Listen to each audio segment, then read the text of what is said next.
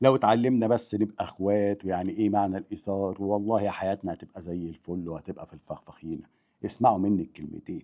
كنت نازل رايح مشوار في وسط البلد، فوانا ماشي المهم الدنيا زنقة عليا وكل شوية بص الاقي سواق تاكسي يحدف عليا، واحد يقطع عليا الطريق، كلام زي كده. اتخنقت شويتين، ما انتوا عارفين وسط البلد زحمة.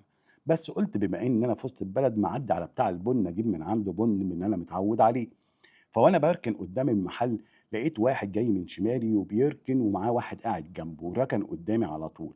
اول ما ركن لقيت نفسي من جوايا، ما انا جاي مشحون ضغط عصبي واشارات وناس عماله تحدف عليا. فلقيت نفسي من جوايا حاجه بتقول لي ما تركن بسرعه قبل اللي ركن قدامك يمكن يسبقك في الدور.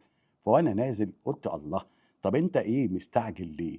ما هو انت ما وراكش حاجه. بعد ما ركنا احنا الاتنين عربيات وهو داخل وانا داخل، لقيت نفسي ببتسم له وبشاور له يتقدم قبلي.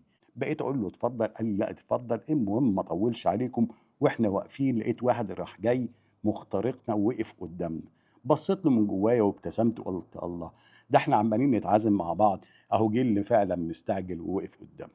فالمهم احنا التلاته قطعنا، ولقيت نفسي واقف، ففي 4 ولاد بيقفوا يبيعوا لنا. لقيت إن أنا الدور بتاعي جه قبل اللي كان بيسبقني، واللي وقف قبليّا وكان بيقول لي: "لأ اتفضل أنت الأول." هو كمان خد قبليّا. قُلت سبحان مقيت الحسيب. أنا نازل كنت بافكّر في إيه، وبعدين عقلت وقُلت إيه المشكلة ما اتعلّم الإيثار وخلّيه يقف قبليك، وهو ردّاها لي بإيثار أعلى منّه، قال لي: "لا يمكن، اتفضل حضرتك." أنا وهو خلّصنا قبل اللي كان جاي عشان يتكالب قبلينا ويقف ياخد الدور. يعني لو أنا فضلت ماشي بالمبدأ بتاع الشحنة العصبية اللي حصلت لي قبل ما أوصل للمكان بضغط عصبي وعمّال ألحق يمين وشمال، لأ، الحياة كانت هتبقى في المتضيق شويتين. لكن لمّا ابتسمت وخدت المواضيع ببساطة وقُلت ما أخوك إيه المشكلة ما يمكن مستعجل، أنا وهو وقفنا والحياة كانت بسيطة واتسهّلت. أهم حاجة تبقى ماشي عندك سلام نفسي.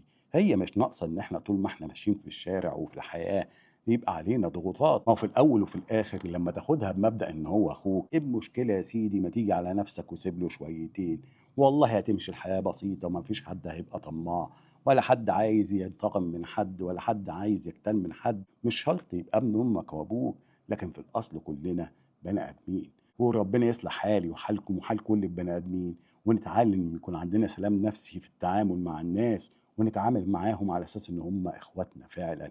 ما هو ربك فتح لنا الأرض وبسطها وواسعة علينا، بس إحنا اللي مضيقينها ودماغنا شوية شويتين.